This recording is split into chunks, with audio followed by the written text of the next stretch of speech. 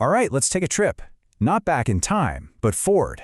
We're going to jump 3 decades into the future and spend a single day in the year 2050. This is a deeply imagined look at what life could really be like. So we're going to follow a woman named Maya. We'll see her world from the moment she wakes up to the really big questions she's wrestling with at night. And look, this isn't about flying cars and jetpacks. It's about how life, work, and, well, even what it means to be human has been totally remade. And boom! Just like that, we're in. This one line drops us right into Maya's apartment, into a world where things that sound like magic have become the simple, boring reality of her everyday life, starting with the room she wakes up in.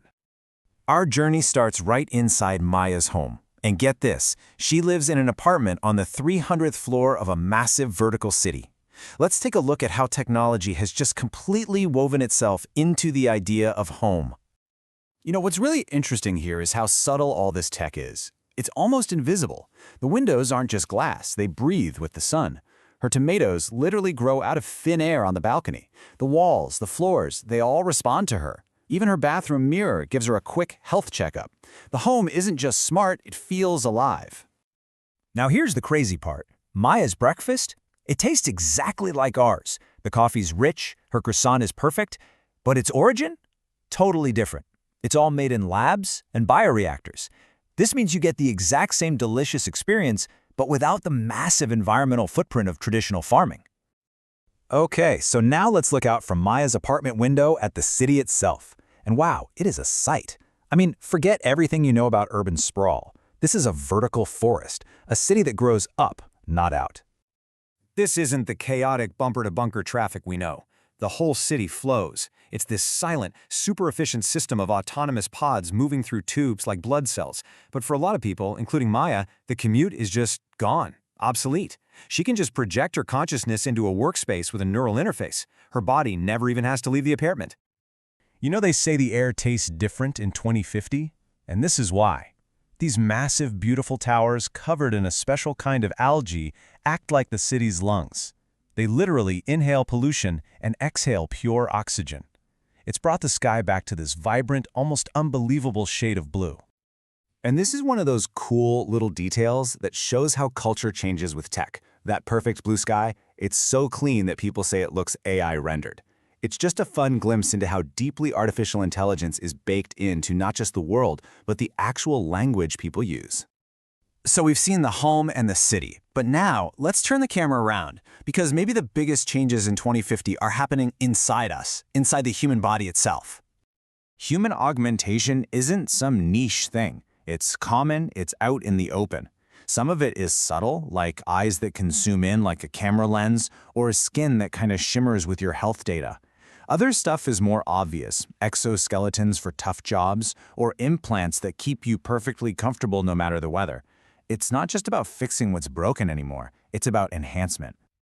I mean, just let that sink in for a second. This might be one of the most powerful ideas of this future. Aging has been completely redefined. Thanks to things like bioprinted joints and neurotech that fights off dementia, your later years aren't about decline. They're about staying active, vibrant, and engaged with life. So how do you even raise a kid for a world like this? Well, school is nothing like sitting in a stuffy classroom. These learning pods are these dynamic holographic spaces. Kids don't just read about ancient Rome, they walk through it. They don't study atoms in a textbook. They literally feel the pull between them with haptic gloves. Memorizing facts is useless here. It's all about creativity and adapting on the fly. Okay, we've spent a lot of time in this super high-tech city. But what about the rest of the planet? What about nature? Well, humanity's relationship with the wild has changed just as dramatically, both here on Earth and way beyond it. The wild is actually making a comeback, but it's different. It's a new kind of wild. These huge rewilded zones are managed by AI rangers that are constantly tweaking the ecosystem. And this lets them do incredible things, like bringing back the woolly mammoth or the passenger pigeon, but this time with genetic edits to help them survive. It's nature, but, curated by technology. And this whole new idea of nature, it doesn't just stop at our atmosphere. The very definition of wilderness has expanded. In fact, Maya's brother doesn't live in another city. He lives in a settlement on the moon. Right, and here we just get a tiny glimpse of this new frontier. You've got ice miners working in these glowing blue craters and huge mushroom farms growing food in caverns. It's this stark, beautiful, and seriously challenging new kind of life at the edge of human expansion. So, as Maya's day starts to wrap up, the focus changes. It's less about the what and more about the why. Because this incredible world has solved a lot of our oldest problems. But it's created a whole new set of really deep, really challenging philosophical questions to take their place.